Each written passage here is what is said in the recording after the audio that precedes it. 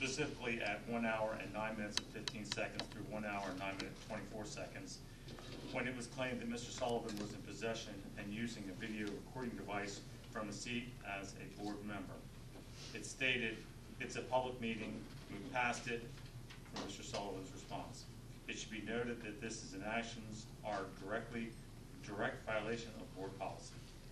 I'll ask now Mr. Sullivan, as a result of your information shared in this response, to please comply with the board guidelines and move any and all recording devices in his possession to the designated recording area.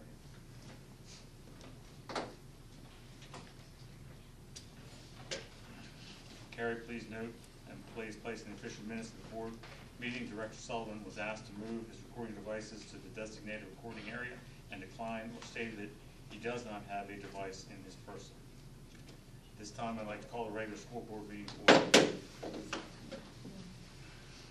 This is a live in-person meeting taking place in the public in accordance with the Sunshine Act. By attending and or commenting publicly in this meeting, you are consenting to the recording, retention, and future viewing of this meeting. In addition, a board member may be video and audio taping this meeting from the board table and is not in compliance with the board's recording guidelines for public. Therefore, it's apparent that the board member is recording the meeting in his official capacity as an elected official, and the board members' full recordings are public records of the district, which are now subject to disclosure under the right to know law. This is new. This meeting is also being live streamed as a convenience to the public. In the event the live stream fails or cannot be transmitted for any reason, the in-person meeting will continue without interruption. Carrie, roll call, please. Jeannie Ewan. Here. Janelle Ressler. Here. Mary Bredeman. Here. Carl Thompson. Here. Nick Lovell. Here. Danielle Bredeman. Here. Stephen Yerger. Here. Dwayne Sullivan. Here. And Brian is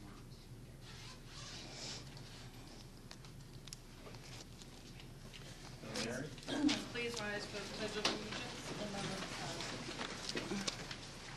I pledge allegiance to the flag of the United States of America and to the republic for which it stands, one nation, under God, indivisible, with liberty and justice for all.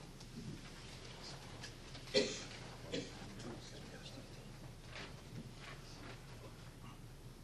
you. Students of the month. Ms. Jingling, how are you? Talked to your dad the other day. You're right. I'm ready. Come along, Adeline. Go on the front here.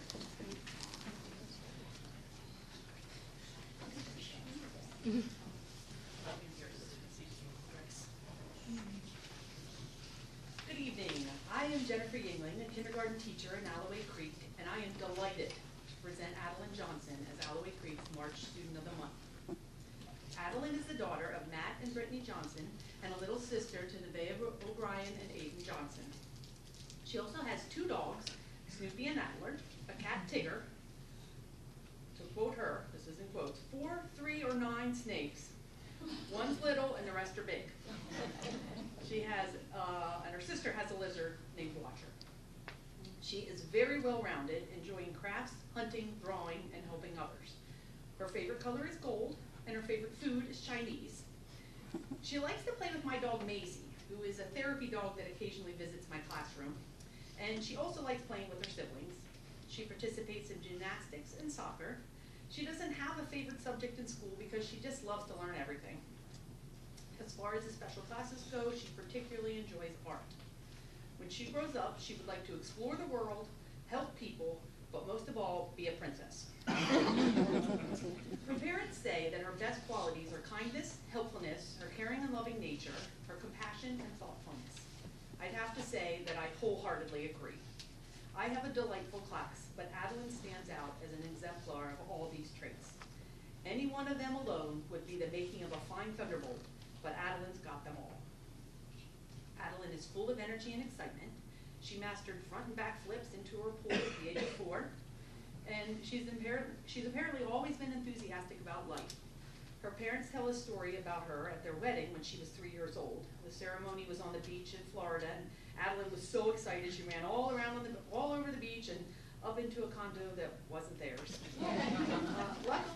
loving big brother and sister rescued her. She continues to have that sense of enthusiasm and bravery to this day. She is always on task and looks for ways she can help both me and her classmates. She's fun to be around and is always particularly supportive of anyone who can use a boost with a hug, smile, or kind word. She is growing academically in all areas and is on track to meet the end of the year expectations for kindergarten. She is truly a perfect example of everything we hope our little bolts will be, and I'm so thankful that I've been given this opportunity to spend a year with her. I look for great things from her in the years to come. Congratulations, Adam.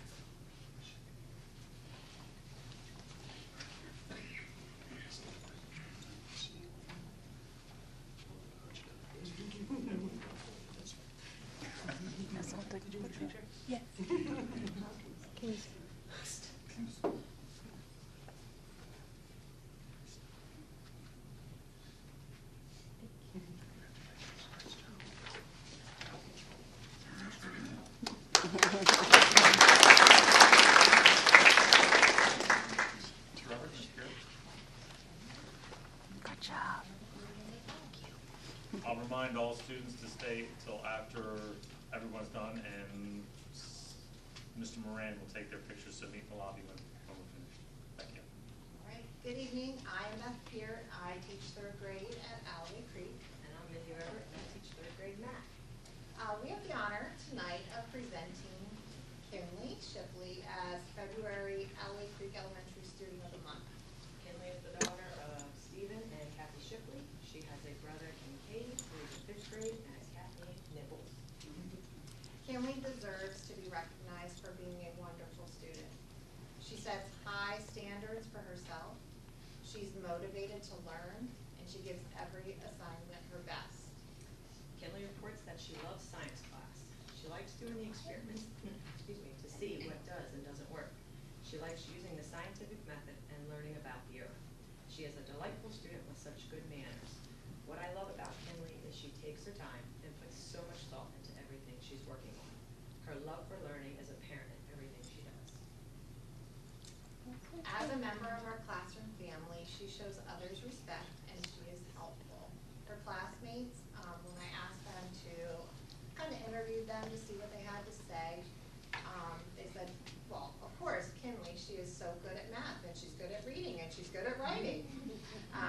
She's kind to everyone, they said, not only to her friends, but everyone. And she helps the teachers and is so sweet. What I love about Kinley is she sees tasks that need to be done, or she sees that a classmate needs help, and she just steps right up. She's got that initiative.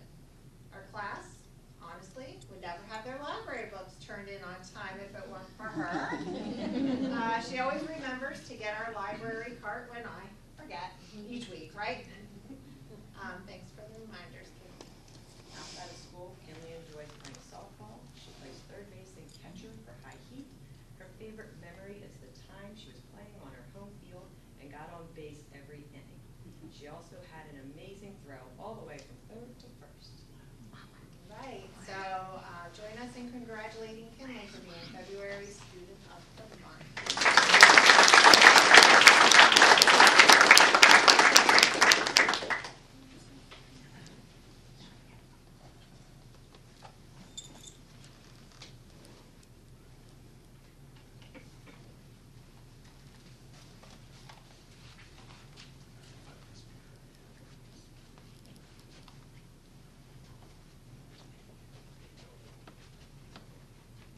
Run us down.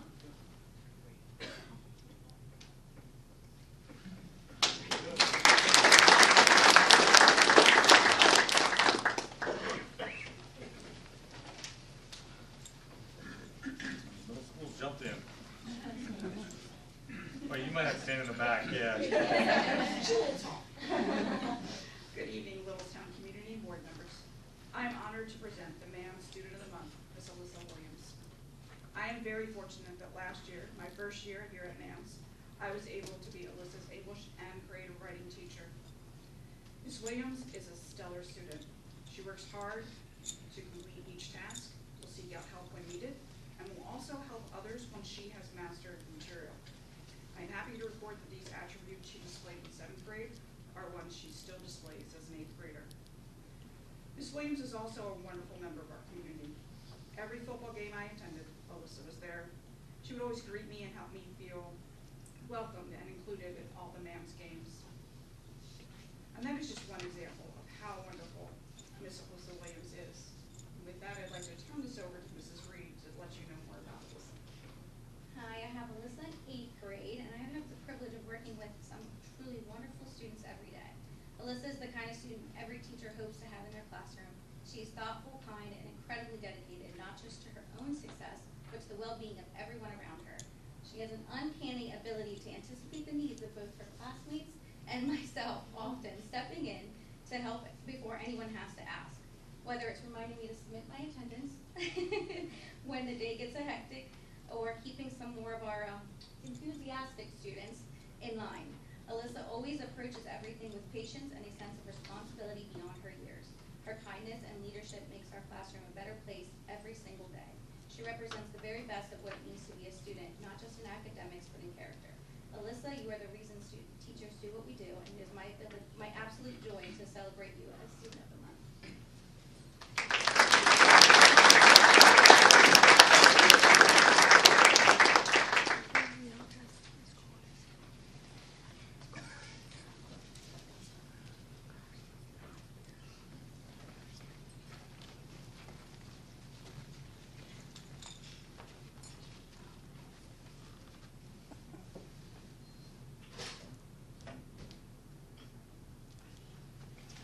Good job, Alyssa.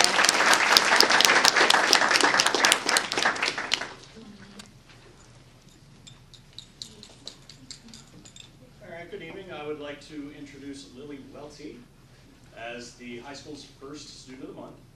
Lily has excelled as a student throughout her high school career and regularly challenged herself with upper level offerings. One example was the AP Environmental Science she is currently enrolled in. Lily also challenged herself outside the walls of Littlestown High School while attending ACTI and the Allied Health Program. Beyond the classroom, Lily has been involved as both an athlete and a member of the FBLA. She was a 3-year varsity volleyball player and was named MVP, as well as receiving the Coaches Award. She also plays club volleyball outside of school. Her success is also evident with FBLA as she represented the school at States. Her FBLA advisor, Mr. Staub, states, Lily is a student that understands her academic and athletic responsibilities. She turns in quality work on time. Lily is an FLVA member who has qualified to attend the State Leadership Conference in April to compete in marketing.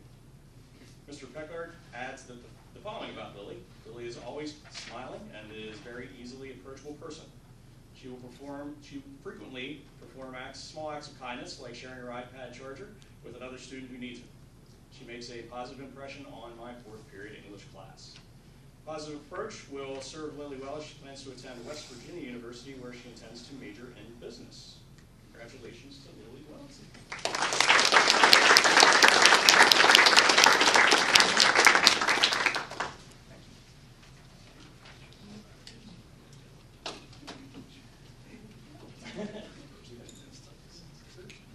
No? Lily is quiet. She's not going to speak. Rough night.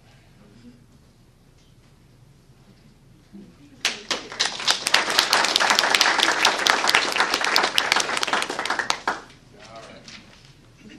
Next, I'd like to invite Wyatt Stonecipher up to be recognized. He is our 2nd Student of the Month for February.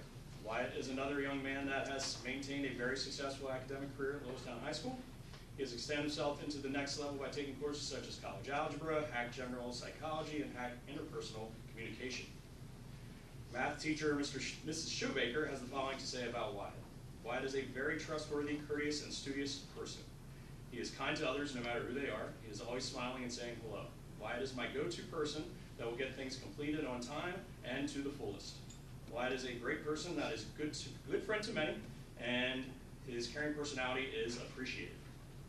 While making excellent strides in the classroom, Wyatt has also kept himself involved through athletics. He has played football for 13 years, participated in track and field for 6, and wrestled this year. Wyatt assumed a leadership role with this year as he was named a football captain. His football coach, Mr. Bill, states that Wyatt is an extremely hard worker, is motivated, and pays attention to details.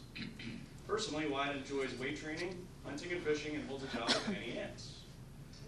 English teacher Mrs. Knight adds, I had Wyatt when he was in 10th grade. I remember that he was always willing to work with any peers, even if they were not typically friends. He always went out of his way to make all students feel included.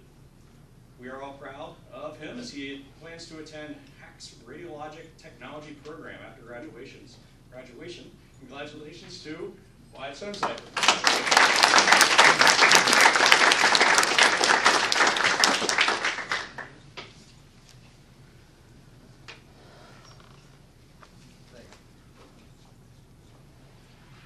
Is there anything that you would like to say? I'll be good.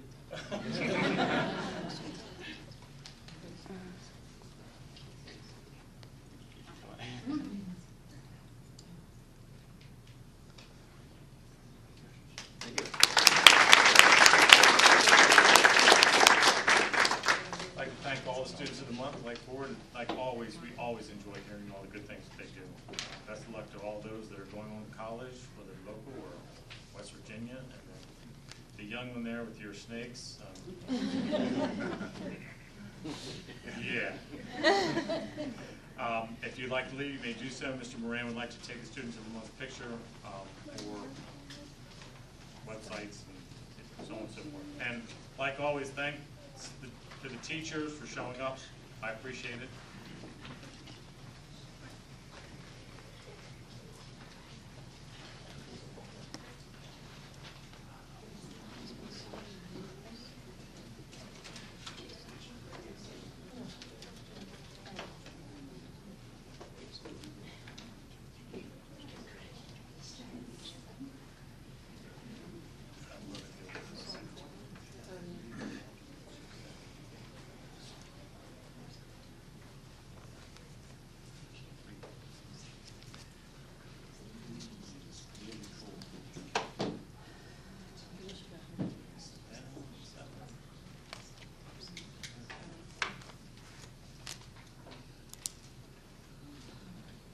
We recognize the members of the public who have signed up to provide comment as stipulated in policy 903. When your name is called, please approach the podium, state your name, confirm you're a resident or taxpayer in the district, topic of your discussion for the record. Please direct your comments to a board as a whole, not as an individual. We ask that you limit your comments to 5 minutes or less. The privilege to speak may be interrupted, revoked, or recess of the meeting may be called by the chair if the speaker does not observe reasonable decorum and orderly conduct. And Ms. Johnson, you're up first.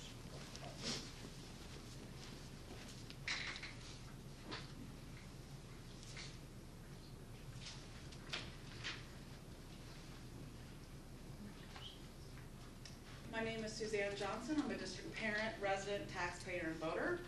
It was great hearing about the great things from the students and teachers. Now I'll turn to some of the less admirable things happening in this district. I will continue to shine a light on those things that the school district is attempting to hide to cover their own misdeeds instead of acting on behalf of what's best for the students and taxpayers.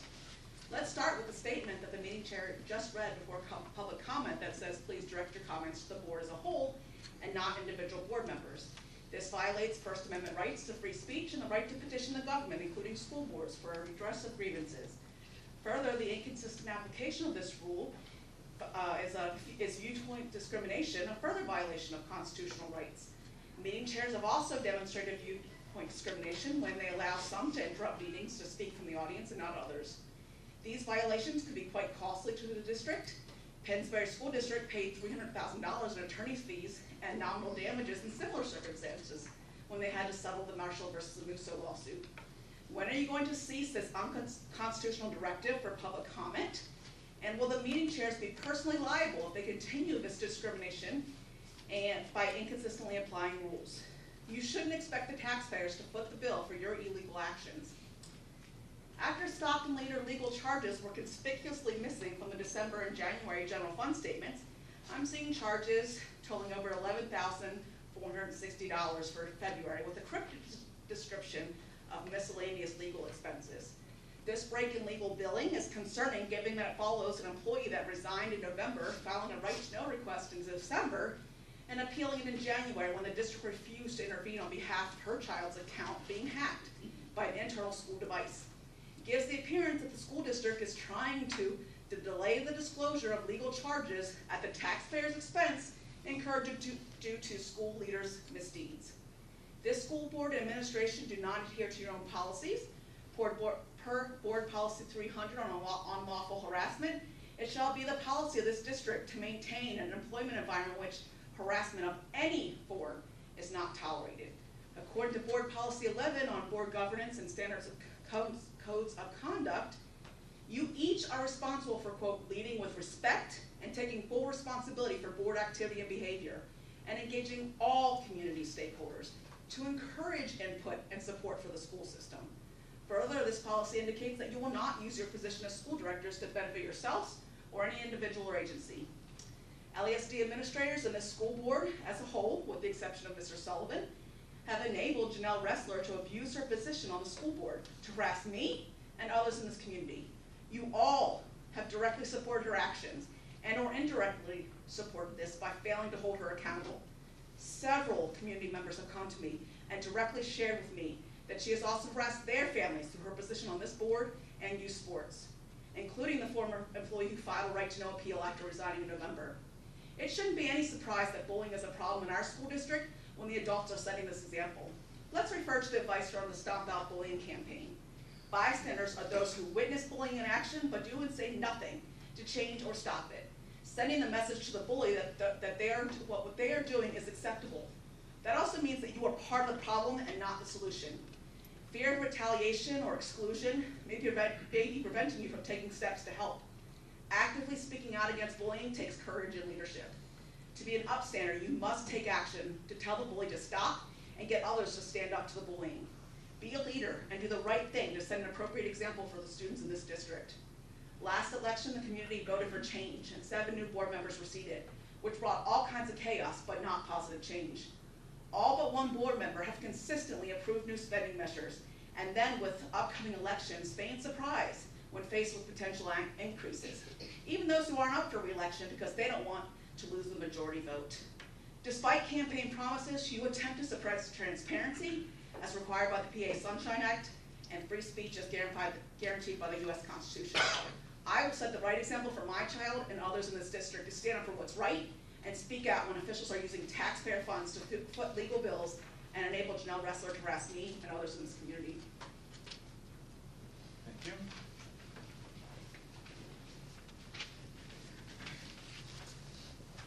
And Jeannie Stanton. Janae.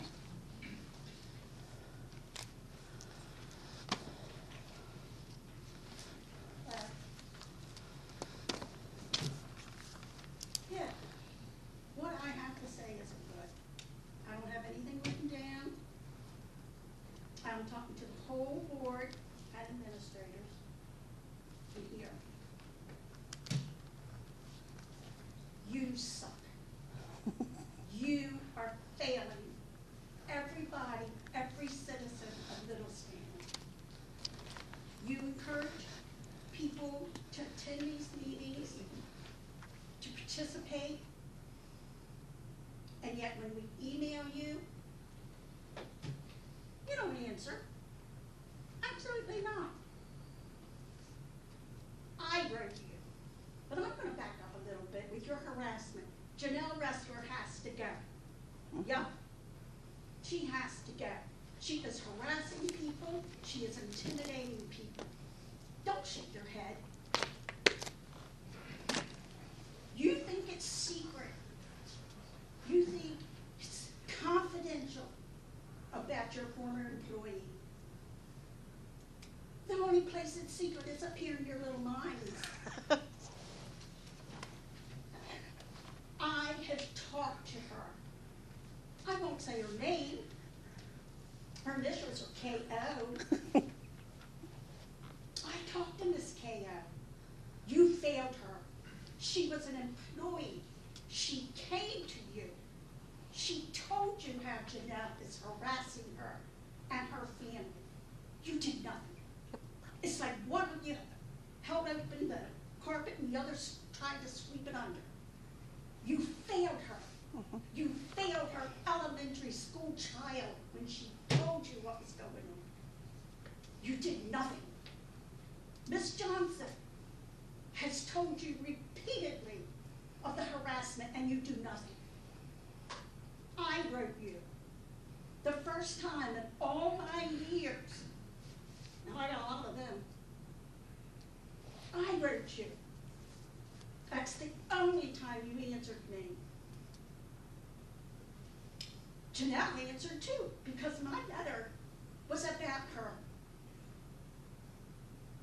Anytime she answers a citizen on her school email,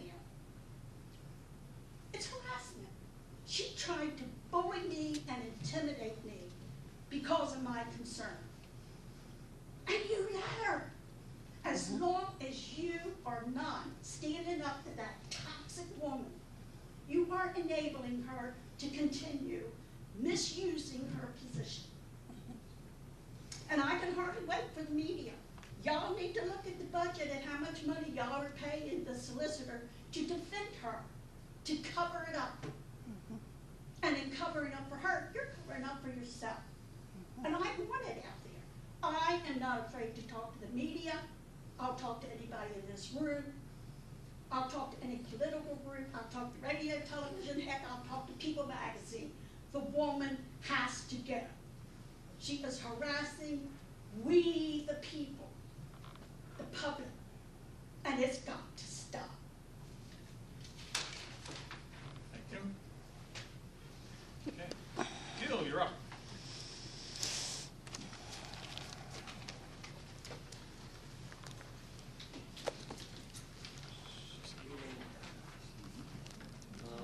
This is a board update for February.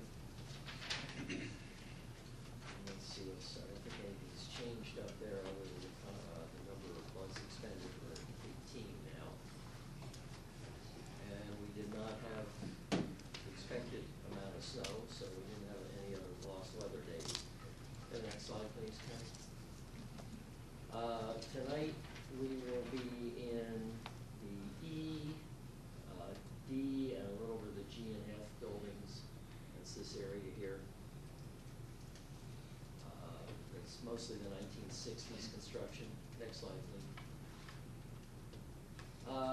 We've demolished the interior of the first and second floors of building D and E. And the phase 2 section of building F and G is about 80% completed as far as the demolition is concerned. That's ceiling, plumbing, electrical, heating and air conditioning, the old casework that isn't staying, and the old high school office areas. The new entrance at the south end of the E wing has been demolished. While the interior is demolished, the open is renewed. Next slide, please. Block work in the to renovate the bathrooms in E wing on the first and second floor, and G wing, the learning commons area, that's begun. Footers in the learning commons area has started. The steel stud for the walls, as well as the block walls and the door bucks in the old office area, that's about 70% complete. They actually have more than that done now, but when I wrote the report, that's where it was. The plumbing rough-in in building E and F has started. The trenches have been cut and dug in the floor, and the new sewer piping is in. Some of the overhead is done. Lobar is working on the electrical rough-in for all those areas that we've started, and they're making good progress there. All the corridor door bucks are installed. The steel studding for the new walls has begun around those door bucks. Next slide, Karen. The exterior footers of the learning commons area have been started, and we've started some for the new kitchen area. The south wall has been excavated. And the HVAC insulation has started. There's ductwork up, there's reheat coils and units being hung in the first and second floor. Next slide. We've run into some